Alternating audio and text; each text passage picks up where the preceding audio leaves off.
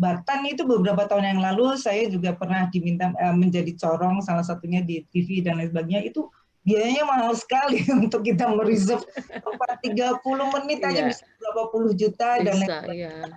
Kalau memang Dan gimmick sebetulnya sudah sih ya Bu Geni.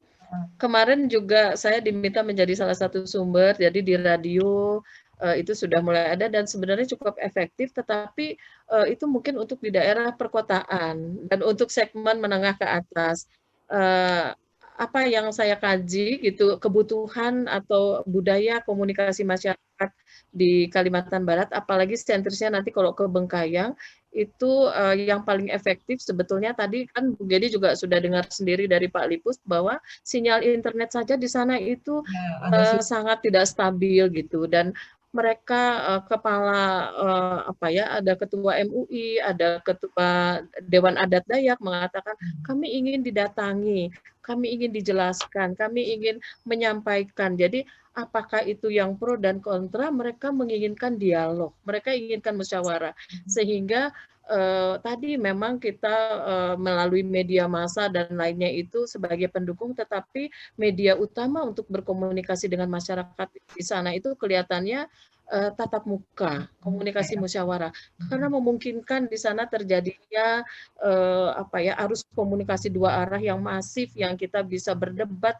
kita bisa, yang penting dengan apa ya, itikat baik itu kita bisa sampai pada satu kesepakatan bahwa apa ya, terjadi kesamaan persepsi dan apa, terbangun public understanding itu gitu. Ya. Ya, terima kasih Bu Neti. Ini nggak ada yang raise hand lagi dan juga sudah jam 5.38. Kami mengharapkan sebelum maghrib sudah bisa kita tutup acara ini. Masih ada lagi? Silakan. Ini saya buka untuk satu pertanyaan sampai 5.45. Monggo. Saya boleh, Bu? Iya, monggo Pak. Utama Kayo, Bu. Saya sekarang Silakan Pak. Kembali ke Kadin Indonesia, Bu. Sudah Kadin. mantan DRN. Ya. Kembali ke Kadin Indonesia. Begini, Bu. Saya menikmati sekali penjelasan Ibu Neti maupun Ibu Jenny tentang listrik untuk kebutuhan Kalimantan Barat. Tapi yang ingin jangan saya pertanyakan deh. Yang ingin saya dengar lebih lanjut adalah bagaimana listrik itu bisa berkontribusi kepada industri. Menurut catatan kami, memang di Kalimantan Barat itu pertumbuhan industri sangat lambat. Lambat ya. Sedangkan di Kalimantan Barat sendiri tidak punya pelabuhan samudra. Mereka punya pelabuhan laut, tapi bukan pelabuhan samudra. Dan baru sekarang dirancang untuk dibangun pelabuhan samudra. Apakah di Mempawah, apa di utaranya Mempawah. Ini menunjukkan satu tanda-tanda bahwa Kalimantan Barat pertumbuhan industri lokalnya itu sangat lambat. Nah, kalau saja faktor pendorong di samping yang Ibu uraikan tadi begitu bagusnya, ada faktor industri bisa turut mendorong akan kebutuhan listrik di Kalimantan Barat, ini menarik. Ini akan menarik. Untuk itu, Bu, saya ingin sekali nanti di dalam diskusi lebih lanjut, potensi lokal apa saja yang bisa membuat pertumbuhan industri di Kalbar itu terpacu. Karena kami di Kalbar itu beberapa rekan kami di Kadin membangun industri di Kalbar itu harus membangun pembangkit listrik sendiri. Waktu kami mempunyai usaha pengolahan kayu di Singkawang maupun di Sambas, kami juga harus melengkapi diri kami dengan pembangkit listrik sendiri.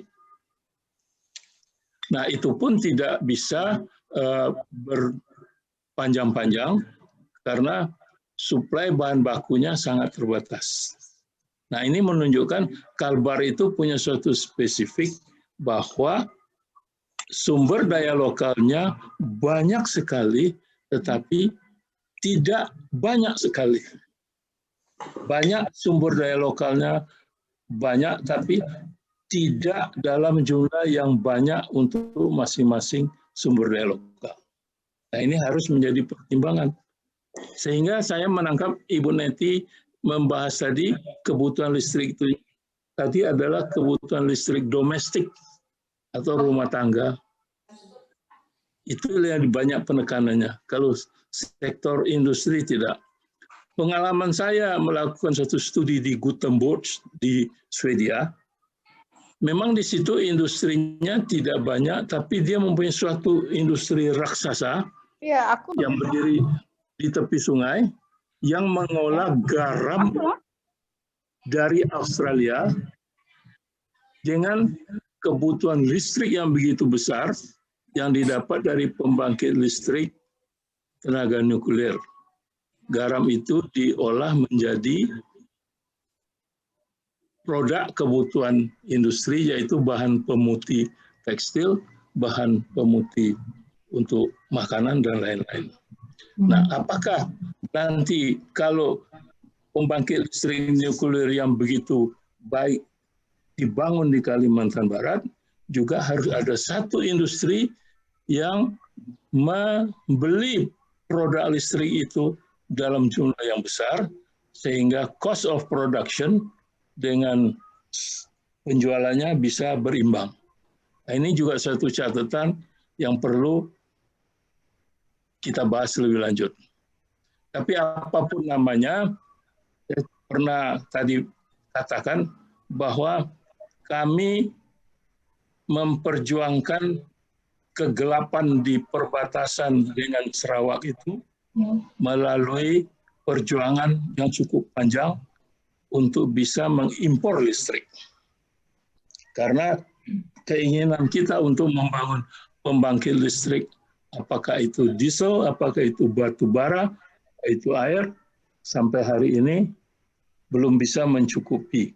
Sehingga kawan saya tadi dari Bengkayang, untuk berinternet saja listriknya tidak cukup. Jadi permasalahannya itu kalau bisa kita bahas lebih multidimensional. Jangan hanya domestik, industri juga, untuk industri besar juga, maupun industri, ya mungkin industri pengolahan air bersih. Nah, pariwisata juga. Saya harapkan begitu, Bu. Jadi faktor kami sebagai pengusaha, juga ada teman kami di Pontianak itu, untuk beberapa hotelnya juga harus punya pembangkit listrik sendiri. Iya. Jadi itu kebutuhan domestik. Ya. Jadi saya ingin mengatakan, Bu, tolong dimasukkan juga kebutuhan industri sebagai salah satu faktor pendorong untuk dibangunnya pembangkit listrik di Kalimantan Barat. Ya. Terima kasih, Bu. Terima kasih Pak Utama Kajo, luar biasa ini masukannya, ini dapat menjadi istilahnya catatan baru ya, untuk menjadi roadmap what to do. Tidak ini saja. Saya bisa komentar Bu Geni. Pemerintah daerah itu ya. Jadi di sini memang tadi kan juga sudah disampaikan ya, mungkin terima kasih banget ini Pak Utama. Artinya memang strategi tantangan ya. PLTN katanya untuk kesejahteraan, artinya sini juga dia harus bisa menjadi solusi bagaimana mengentaskan kemiskinan di sana dan juga mengentaskan edukasi supaya jauh lebih tinggi. Artinya saya mau bilang pengentasan kebodohan ya bisa juga ya. Nah, dua hal ini tentunya yang bisa kita jadikan reference ya, reference untuk kita membuat roadmap jika PLTN terbangun. Dan apa yang akan, berapa besar sih artinya kita bisa mengentaskan kemiskinan, berapa besar kita bisa mengentaskan kebodohan sini. Yang disampaikan oleh Pak Utama ini tentunya terkait dengan mengentaskan kemiskinan. Saya jadi terbersit, mungkin kita bisa juga melakukan suatu himni, bisa melakukan komunikasi yang lebih intens dengan Kadin kali ya Pak Utama Kajo ya. Artinya mungkin teman-teman Kadin juga bisa memberikan suatu saran yang lebih detail terkait dengan bagaimana sih prospek gitu ya di Kalimantan, apa saja yang bisa Kadin kontribusikan atau sarankan untuk meningkatkan pengentasan kemiskinan di Kalimantan ini. Terima kasih banyak Pak Utama Kadjo. Ini siap Bu, siap membantu Bu. Saya komentar sedikit Bu Geni. Ya. Monggo Pak Susilo, kok gelap-gelap itu. Ya memang agak gelap ini. Baik, terima kasih. Sangat menarik apa yang disampaikan Pak Utama Kadjo.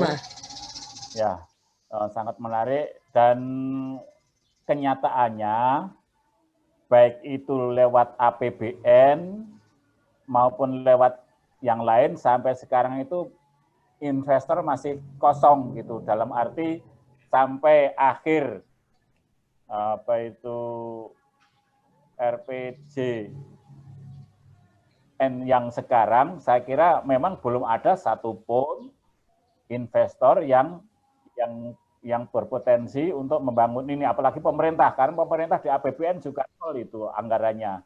Sedangkan Batan sendiri sifatnya hanya persiapan itu tugas pokok Batan di situ. Jadi memang sampai akhir RBN ini kalau memang nggak ada yang investor yang menginisiasi ya nggak mungkin terbangun, nggak akan ada ini. Padahal pembangunan PLTN butuh waktu. Mungkin dulu 10 tahun, sekarang mungkin dengan sistem modular dan sebagainya jauh lebih cepat gitu. Namun bagaimanapun tutup. Nah, dalam hal ini kami berpikir bahwa sebaiknya memang Kadin ya menjadi salah satu investor gitu. Dalam arti memang mencari investor dari manapun, kemudian bekerja sama dengan industri. Industri juga jangan ngambil listriknya saja, tapi memang menjadi investor listrik juga, misalnya PT Inalum gitu. Sebagian saham mungkin dari PT Inalum, sebagian dari industri yang lain, kemudian ada di situ ada Pemda dan sebagainya, itu membuat untuk suatu konsorsium sehingga ini bisa segera terwujud gitu dengan cara gotong royong gitu. Cukup 1 unit misalnya gitu. Awalnya cukup 1 unit karena dengan 1 unit PLTN dengan 1000 megawatt atau 1200 megawatt, saya kira sudah akan bisa untuk menutup berbagai kebutuhan, baik itu untuk industri itu sendiri dan sisanya baru di delivery ke masyarakat lewat PLN dan sebagainya. Biar PLN juga terpacu gitu. PLN dengan cara ini, PLN akan terpacu membuat jaringan menyambung dari Kalimantan Barat, tempat PLTN itu dibangun ke calon ibu kota misalnya kan. Misalnya gitu dan sebagainya. Nah itu memang perlu pembicaraan lebih lanjut gitu. Itu saja Bu Geni, terima kasih. Itu menjadi tugasnya Pak Susilo Widodo juga sebagai Ketua HIMNI Pak ya. Bagaimana kita membuat roadmap terkait yang banyak sekali. Untuk akhirnya goalnya adalah bahwa komitmen bersama berbagai stakeholder. Saya rasa itu. Oke, sebelum kita menutup acara ini, saya minta Pak Jarod ini sebagai host dari webinar ini, monggo ada saran, opinion. Saya tembak, Terima kasih. Ibu-ibu dan bapak-bapak sekalian, sebenarnya Kalimantan Barat itu punya keunikan. Saya mempelajari karakteristik Bangka Belitung dan Kalimantan Barat. Menarik sekali bahwasanya Kalimantan Barat itu lebih, saya katakan lebih plural, skala dari pengetahuan tentang nasional lebih lebar daripada Bangka Belitung. Tapi ada kesamaannya antara Bangka Belitung dan Kalbar. Jadi persepsi masyarakat itu lebih condong negatif daripada positif terhadap nuklir. Benar kata Bu Neti tadi. Jadi, tetapi ketika ditanya apakah Anda butuh nuklir, masyarakat Kalimantan Barat cenderungnya lebih naik daripada Bangka Belitung. Bangka Belitung itu karena menikmati kelimpahan listrik dari PLTU.